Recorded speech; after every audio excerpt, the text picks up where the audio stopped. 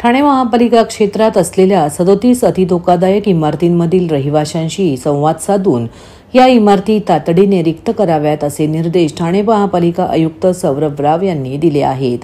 विरार येथे घडलेल्या इमारत दुर्घटनेच्या पार्श्वभूमीवर ठाणे महापालिका क्षेत्रातील अतिधोकादायक इमारतीचा पुन्हा आढावा घेण्यात आला। शुक्रवारी सायंकाळी झालेल्या या आढावा बैठकीत आयुक्त सौरभ राव यांनी अतिधोकादायक इमारतीमधील रहिवाशांशी सातत्याने संवाद साधून त्यांना अशा इमारतीत राहण्यास असलेल्या धोक्याची कल्पना देऊन त्या इमारती लवकरात लवकर रिक्त करून घ्याव्यात असे स्पष्ट केले। तसेच ज्या धोकादायक इमारती रिक्त करून त्यांची तातडीने दुरुस्ती करण्याची आवश्यकता आहे त्याबद्दलही रहिवाशांशी संवाद साधण्याचे निर्देश सहाय्यक आयुक्तांनी दिले आहेत। महापालिका आयुक्त सौरभ राव यांच्या दालनात झालेल्या या बैठकीस अतिरिक्त आयुक्त प्रशांत रोडे, नगररचना सहाय्यक संचालक संग्राम कानडे, उपायुक्त मनीष जोशी, उपायुक्त शंकर पाटोळे, दिनेश तायडे, सचिन सांगळे, उपनगर अभियंता सुधीर गायकवाड यांच्यासह सर्व प्रभाग समितीचे सहाय्यक आयुक्त आणि सर्व कार्यकारी अभियंता उपस्थित होते। ठाणे महापालिका क्षेत्रात एकूण 93 अतिधोकादायक इमारती असून त्यापैकी 56 इमारती रिक्त करण्यात आल्या आहेत। उर्वरित 37 इमारतींमध्ये एकूण 191 कुटुंबे वास्तव्यास आहेत।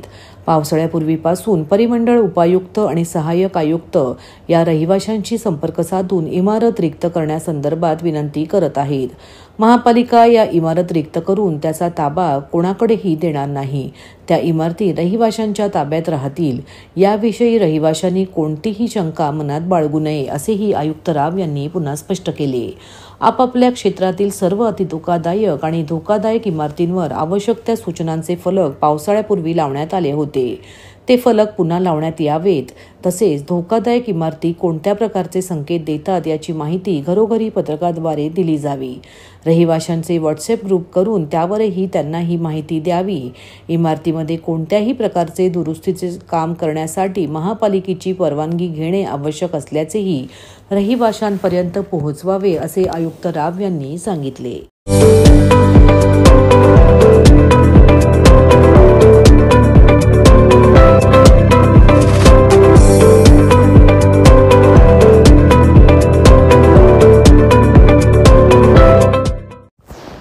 गेल्या काही वर्षापासून मराठा आरक्षणासाठी लढणारे, मराठा समाजाला आरक्षण मिळावं यासाठी सातत्याने आंदोलन व उपोषण करणारे मनोज जरांगे पाटील हे त्यांची मागणी घेऊन पुन्हा एकदा मुंबईत धडकले आहेत। जरांगे हे शुक्रवारपासून मुंबईतील आझाद मैदानात उपोषणाला बसले आहेत। आज त्यांच्या आंदोलनाचा दुसरा दिवस आहे। दरम्यान हजारोंच्या संख्येने मराठा आंदोलक मुंबईत धडकल्याने मुंबईची वाहतूक व्यवस्था विस्कळीत झाली आहे। या सर्व घटनांवर वेगवेगळ्या नेत्यांच्या प्रतिक्रिया येऊ लागल्या आहेत। राज ठाकरे आज ठाणे शहरात पदाधिकारी भेटीसाठी सीकेपी हॉल येथे आयोजित कार्यक्रम प्रसंगी उपस्थित राहून मनसेच्या पदाधिकारी व कार्यकर्त्यांशी संवाद साधला व प्रसारमाध्यमांच्या प्रतिनिधींनी महाराष्ट्र नवनिर्माण सेनेचे अध्यक्ष राज ठाकरे यांच्याशी बातचीत करण्याचा व मराठा आंदोलनावर प्रतिक्रिया जाणून घेण्याचा प्रयत्न केला। मात्र राज ठाकरे म्हणाले, तुमच्या व लोकांच्या मनात जे प्रश्न आहेत त्या प्रश्नांची उत्तरं केवळ एकच माणूस देऊ शकतो, उपमुख्यमंत्री एकनाथ शिंदे हेच या सर्व घडामोडींवर प्रतिक्रिया देऊ शकतात। मराठा विरुद्ध ओबीसी या आरक्षणावरील वादाकडे कसं पाहता असं विचारताच राज ठाकरे म्हणाले, मी याचं उत्तर देऊ शकणार नाही। एकनाथ शिंदे तुमच्या समोर येतील तेव्हा तुम्ही हे त्यांनाच विचारा। आरक्षणाबाबतची माझी भूमिका सर्वांना माहीत आहे। ते सगळं आता जुनं झालं आहे। मात्र सध्याच्या घटनांवर केवळ एकनाथ शिंदे हेच बोलू शकतात। मुंबईतील वाहतूक कोंडी तुम्ही म्हणताय तसा लोकांना त्रास होतोय वगैरे गोष्टींवर शिंदे बोलू शकतात। कारण मागच्या वेळेस एकनाथ शिंदे हेच नवी मुंबईला गेले होते ना, त्यांनी नवी मुंबईत जाऊन मराठा आरक्षणाचा प्रश्न सोडवला असं सांगितलं जात होतं। मग मराठा आंदोलक परत का आले या सर्व गोष्टींची उत्तरं केवळ एकनाथ शिंदे देऊ शकतात। प्रकारे तयार लागायचा हा पक्षांतर्गत विषय त्यांच्याशी बोलण्याचा विषय नाही। त्याच्यामुळे ज्या काही इन्स्ट्रक्शन द्यायच्या सांगायचं सांगितलं। सर, एकूण मुंबईत मराठा मोर्चा सुरू आहे। जरांगे पाटील बसले दुसरा दिवस आहे। काल आपण बघितलं तर CST असेल तर काल असेल तिथे मराठा मोर्चा होता। काय कसं काय बघताय सर गोष्टी? मराठा मोर्चा आणि ओबीसी असा एकंदरीत वाद सुरू झालेला आहे। पुन्हा जातीपातीचं राजकारण या ठिकाणी मला असं वाटतं या सगळ्या गोष्टींची उत्तर तुम्हाला एकनाथ शिंदे देऊ शकतो, मी नाही देऊ शकतो। ते जेव्हा येतील तेव्हा त्यांना विचारा. सर मागच्या वेळेला तुम्ही म्हटलेलं की हे आरक्षण मिळणं तुम्ही त्यांच्याजवळ समोर जाऊन बोलले तो झाला आता विषय, कळलं का? या सगळ्या गोष्टी सगळ्यांना माहिती आहेत काय आहेत त्या. मला असं वाटतं याच्यावरचं उत्तर तुम्हाला जे मिळेल ते एकनाथ शिंदेच देऊ शकतील. मुंबईकरांना मोठा त्रास होतोय, सीएसटी स्टेशन असेल या बसेस असेल आणि सगळेच लोक अडकलेले आहेत, त्याचा फटका जो आहे तो आरक्षण. माझ्याकडे ह्याचं एकच उत्तर आहे की जेव्हा एकनाथ शिंदे येतील त्यांना विचारा की मुंबईकरांना खूप त्रास होतोय. तर ते मागच्या वेळेला गेले होते ना तिकडे, बरोबर की नाही? नवी मुंबईला जाऊन त्यांनी प्रश्न सोडवला होता ना, मग परत का आलेत? या सगळ्या गोष्टींची प्रश्नांची उत्तर तुम्हाला एकनाथ शिंदेला विचारा. सर्व नागरिकांना आवाहन करण्यात येत आहे की सध्या डासांमार्फत पसरणाऱ्या डेंग्यू या आजाराचा प्रसार रोखण्यासाठी प्रत्येकाने पुढील प्रमाणे कार्यवाही करावी. डेंग्यू आजार एडिस इजिप्ती हा डास चावल्याने होतो. या डासांची पैदास साचलेल्या किंवा साचवलेल्या स्वच्छ पाण्यामध्ये होते. 8 दिवसांपेक्षा जास्त दिवस पाणी उघडे व साचून राहिल्यास त्यात डास अंडी घालतात. अंड्यांच्या अळ्या तयार होऊन पुढे डास तयार होतात. यासाठी आपल्या घरातील पाणी साठे उदाहरणार्थ बॅरल्स, पिंपे, टाक्या, हौद, रांजणे इत्यादी दर आठवड्याला रिकामे करून घासून पुसून कोरडे करून पुन्हा भरावे. 1 दिवस कोरडा दिवस म्हणून पाळावा.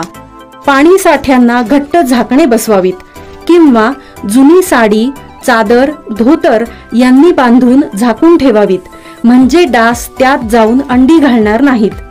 घराच्या गच्चीवर, आजूबाजूला, अंगणात कोठेही पाणी साचू देऊ नये. भंगार सामान उघड्यावर टाकू नये.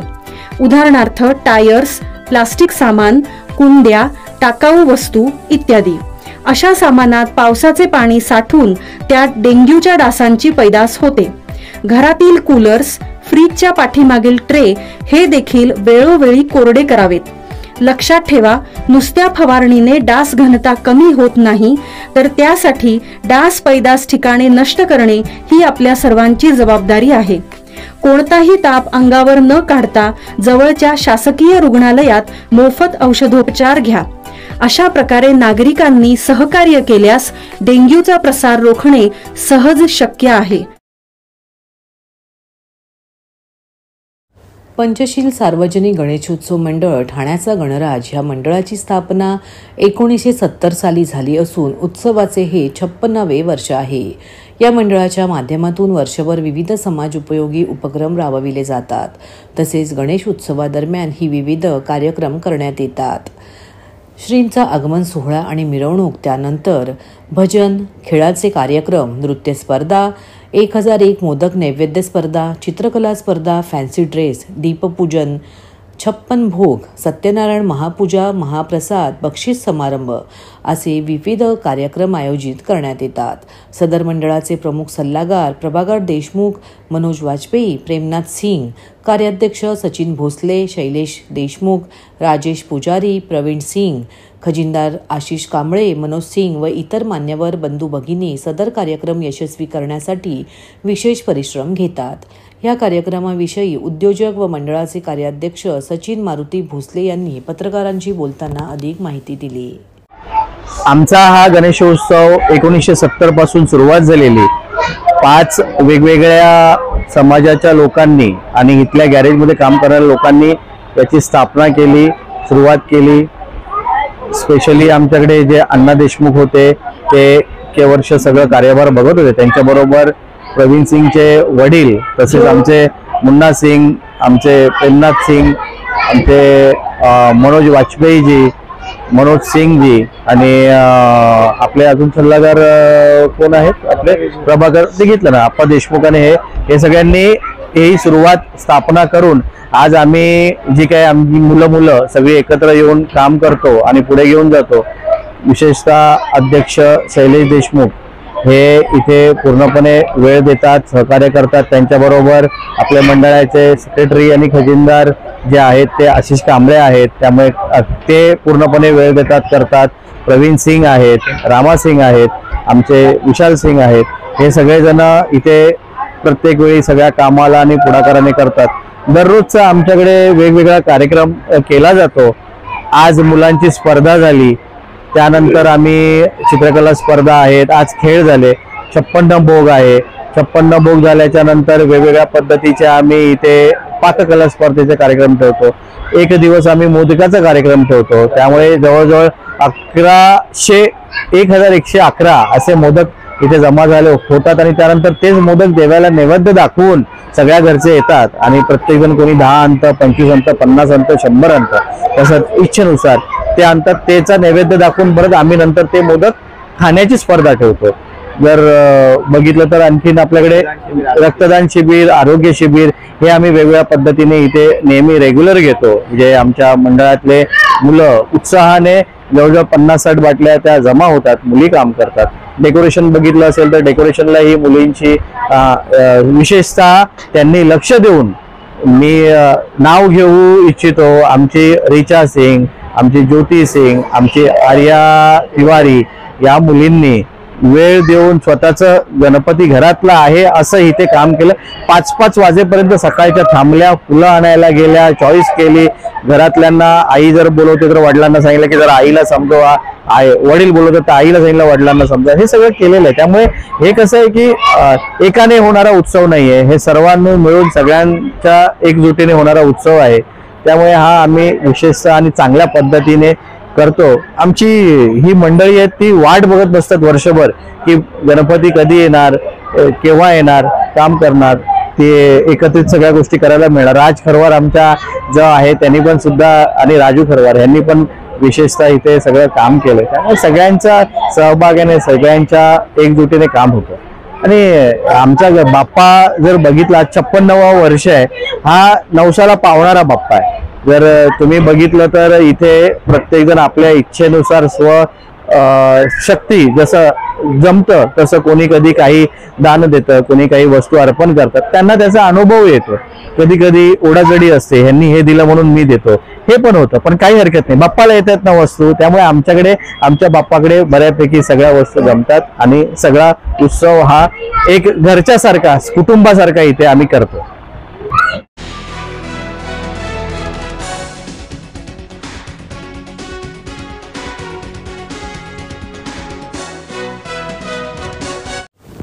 ठाणे आणि पालघर जिल्ह्याची ओळख ही वारली चित्रशैलीने जगभर पसरली आहे. जीव्या सोमा म्हसे यांनी वारली कलेला जगमान्यता मिळवून दिली असली तरी मूळ ठाणेकरांना आदिवासींची वारली कला, त्यांचे घर, घरातील साहित्य याची ओळख करून देण्यासाठी उतळसर येथील महाराष्ट्र स्पोर्ट्स क्लबचे अध्यक्ष योगेश भंडारी यांच्या पुढाकारातून वारली संस्कृती आणि कलेचा जागर करणारा देखावा तयार करण्यात आला आहे. महाराष्ट्र स्पोर्ट्स क्लबच्या वतीने गेली 53 वर्षे सार्वजनिक गणेशोत्सव साजरा करण्यात येत आहे. जनार्दन वैती यांनी या गणेशोत्सवाची स्थापना केली होती. योगेश भंडारी यांच्या अध्यक्षतेखाली गणेशोत्सव मंडळाचे पदाधिकारी सार्वजनिक गणेशोत्सवासह सामाजिक, शैक्षणिक आणि सांस्कृतिक आघाड्यांवर काम करीत आहेत. दरवर्षी या मंडळाच्या वतीने वैविध्यपूर्ण देखावे तयार करण्यात येत असतात. यंदा या मंडळाने वारली चित्रकलेचा प्रचार आणि प्रसार करण्याच्या उद्देशाने आदिवासी झोपडीचा देखावा साकारला आहे. या झोपडीच्या कुंडावर नैसर्गिक रंगात चितारलेली चित्रे, झाडे, वन्यजीव यांच्या प्रतिकृती लक्ष वेधून घेत आहेत. विशेष म्हणजे पूर्वीच्या काळी आदिवासींच्या घरात असलेल्या प्रकाशासाठीचा टेंबा रात्रीच्या प्रकाशात अधिकच मनमोहक वाटत आहे. हा देखावा बघण्यासाठी भाविकांची रीघ लागली आहे. दरम्यान या मंडळाच्या वतीने आदिवासी पाड्यांमध्ये शैक्षणिक उपक्रम राबविण्याची मोहीम वर्षभर राबविण्यात येत असते. त्याचाच एक भाग म्हणून श्री गणरायाच्या दर्शनाला येणाऱ्या भाविकांनी फळे, फुले, नारळ आणण्याऐवजी एक वही आणि एक पेन घेऊन येण्याचे आवाहन करण्यात आले आहे. जमा झालेल्या या शैक्षणिक साहित्यात अधिकची भर घालून हे साहित्य आदिवासी पाड्यातील शाळांमध्ये वितरित करण्यात येणार आहे, अशी माहिती मंडळाचे अध्यक्ष योगेश भंडारी यांनी दिली.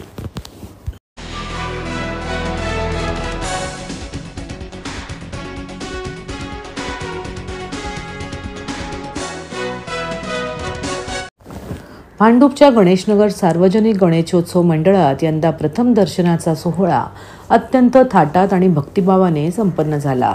मंडळाच्या भव्य मूर्तीचे दर्शन घेण्यासाठी भाविकांनी लांबच लांब रांगा लावल्या आणि वातावरणात गणपती बाप्पा मोरयाचा जयघोष घुमत राहिला. या वर्षीच्या उत्सवात एक विशेष घटना सर्वांचे लक्ष वेधून घेत आहे. नवसाला पावणाऱ्या गणाधिपतीस एका लाडक्या भक्तांनी लाखो रुपयांच्या किमतीचे चरण अर्पण केले.